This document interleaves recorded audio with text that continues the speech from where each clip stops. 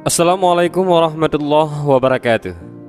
Dibangkitkan dalam keadaan buta, inilah 10 kelompok manusia saat hari pembalasan. Pada saat sangkakala ditiup pada tiupan pertama, maka berguncanglah bumi dan langit.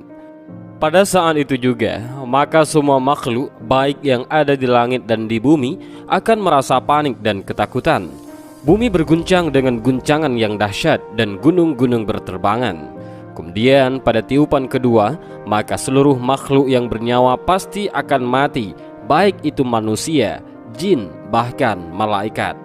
Bahkan dikisahkan, malaikat Israel juga akan mati pada tiupan kedua ini. Dan kemudian pada tiupan ketiga, Allah akan membangkitkan seluruh makhluk untuk dihisab dan dimintai pertanggungjawabannya ketika hidup di dunia. Saat dibangkitkan, manusia akan dikelompokkan menjadi berkelompok-kelompok dengan berbagai macam rupa dan bentuk yang berbeda-beda sesuai dengan amal ibadahnya. Hal ini tertera dalam hadis berikut. Pada suatu ketika, Muaz menghadap Rasulullah SAW dan menanyakan tentang makna firman Allah Subhanahu wa Ta'ala, yaitu hari yang pada waktu itu ditiup sangkakala, lalu kamu datang berkelompok-kelompok. Al-Quran Surah An-Naba ayat 18. Mendengar pertanyaan tersebut, seketika Rasulullah mendadak menangis tersedu-sedu sehingga pakaiannya basah karena air mata. Kemudian Rasulullah SAW berkata, "Wahai Muaz, pertanyaanmu sangatlah dalam tentang urusan yang sangat penting." Saat itu umatku dihimpun menjadi beberapa kelompok. Dan berikut 10 kelompok yang membuat Rasulullah SAW menangis tersedu-sedu. Kelompok pertama, umatku dibangkitkan dari kubur tanpa tangan dan kaki. Hal itu disebabkan pada masa hidupnya ia selalu mengganggu dan menyakiti tetangganya. Keadaan seperti itu adalah balasan bagi mereka dan neraka adalah tempat kembali mereka. Sebagaimana firman Allah Subhanahu wa Ta'ala yang menyuruh kita untuk saling berbuat baik.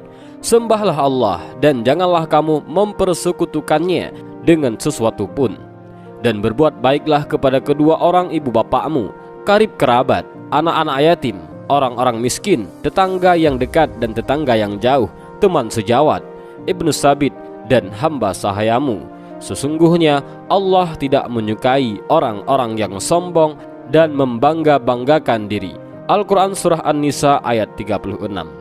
Kelompok kedua adalah mereka yang dibangkitkan dari kubur dalam keadaan berbentuk seperti babi hutan. Ini dikarenakan mereka semasa hidupnya yang suka mengabaikan sholat, meremehkannya atau lalai dalam sholatnya. Allah Subhanahu wa Ta'ala berfirman, "Maka kecelakaanlah bagi orang-orang yang sholat, yaitu orang-orang yang lalai dari sholatnya." Al-Quran Surah Al-Ma'un ayat 4-5. Dan kelompok yang ketiga, yaitu umatku yang dibangkitkan dalam kubur dalam keadaan perutnya membesar bagaikan bukit, penuh ular dan kalajengking. Mereka seperti keledai. Hal ini dikarenakan akibat dari perbuatannya yang suka menangguhkan pembayaran zakat. Neraka adalah tempatnya. Dan kelompok keempat, ini dibangkitkan dari kubur dengan mulut yang mengeluarkan darah segar. Ini akibat dia suka berdusta dalam jual beli. Itulah balasannya dan neraka adalah tempat tinggalnya. Allah Subhanahu wa Ta'ala berfirman, "Sesungguhnya orang-orang yang menukar janjinya dengan Allah dan sumpah-sumpah mereka dengan harga yang sedikit, mereka itu tidak mendapat bahagian pahala di akhirat. Dan Allah tidak akan berkata-kata dengan mereka dan tidak akan melihat kepada mereka pada hari kiamat dan tidak pula akan mensucikan mereka. Bagi mereka azab yang pedih." Al-Quran Surah Ali Imran ayat 77. Kelompok yang kelima, mereka dari umatku dibangkitkan dari alam kuburnya dengan bentuk angin berbau busuk di antara manusia. Ini akibat dari suka merahasiakan perbuatan maksiat kepada masyarakat, takut terbongkar namun tidak ada rasa takut terhadap Allah Subhanahu wa Ta'ala. Itulah balasan untuk mereka dan neraka adalah tempatnya. Allah Subhanahu wa Ta'ala berfirman, "Mereka bersembunyi dari manusia, tetapi mereka tidak bersembunyi dari Allah, padahal Allah beserta mereka. Ketika pada suatu malam mereka menetapkan keputusan rahasia yang Allah tidak ridhai, dan adalah Allah maha meliputi ilmunya terhadap apa yang mereka kerjakan." Al-Quran Surah An-Nisa ayat 108.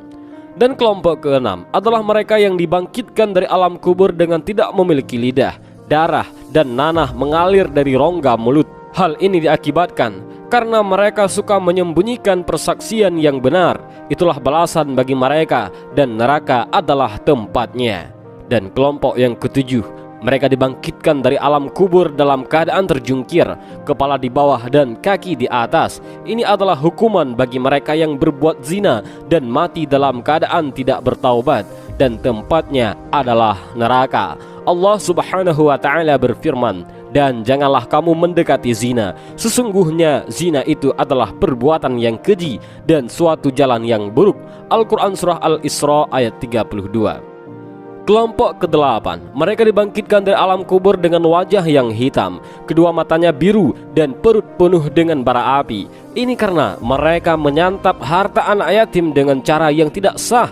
Allah Subhanahu wa ta'ala berfirman, sesungguhnya orang yang memakan harta anak yatim secara zalim, sebenarnya mereka itu menelan api sepenuh perutnya, dan mereka akan masuk ke dalam api yang menyala-nyala ataupun neraka. Al-Quran Surah An-Nisa ayat 10. Kelompok ke-9 adalah mereka yang dibangkitkan dari alam kubur dengan marat dan hati yang buta. Giginya terlihat seperti lembu jantan, bibirnya menjulur ke dada, lidahnya memanjang sampai perut, bahkan ada yang sampai ke paha, sementara kotoran yang mengalir dari perut mereka. Inilah rupa bagi mereka para pemabuk yang suka mabuk-mabukan, dan tempat yang layak bagi mereka adalah neraka. Allah Subhanahu wa ta'ala berfirman, hai orang-orang yang beriman, sesungguhnya meminum khamar, berjudi, berkorban untuk berhala, mengundi nasib dengan panah adalah termasuk perbuatan syaitan. Maka jauhilah perbuatan-perbuatan itu agar kamu mendapat keberuntungan. Al-Quran Surah Al-Ma'idah ayat 90. Kelompok ke-10, mereka dibangkitkan dari kuburnya dengan wajah yang bercahaya seperti sinar bulan purnama melewati sirat al-mustaqim, secepat kilat menyambar angin, seraya mendengar suara dari sisi Tuhan. Mereka adalah orang-orang yang melakukan amal kebajikan, menjauhi segala kemaksiatan, rajin memenuhi panggilan salat, dan mati sesudah bertaubat. Maka ganjaran mereka adalah pengampunan, rahmat, dan ridha serta surga dari Allah Subhanahu wa ta'ala. Dan demikianlah keadaan manusia ketika menjelang dihisapnya. Maka dari itu, mari kita jauhi segala hal yang dilarang oleh Allah Subhanahu wa ta'ala, dan menjalankan apa yang Allah perintahkan kepada kita, agar kelak di akhirat kita mendapatkan perlindungannya Allah. Amin ya rabbal alamin. Dan demikianlah video singkat ini, mudah-mudahan ada manfaat bagi kita semua. Amin ya rabbal alamin. Wallahu a'lam bissawab. Assalamualaikum warahmatullahi wabarakatuh.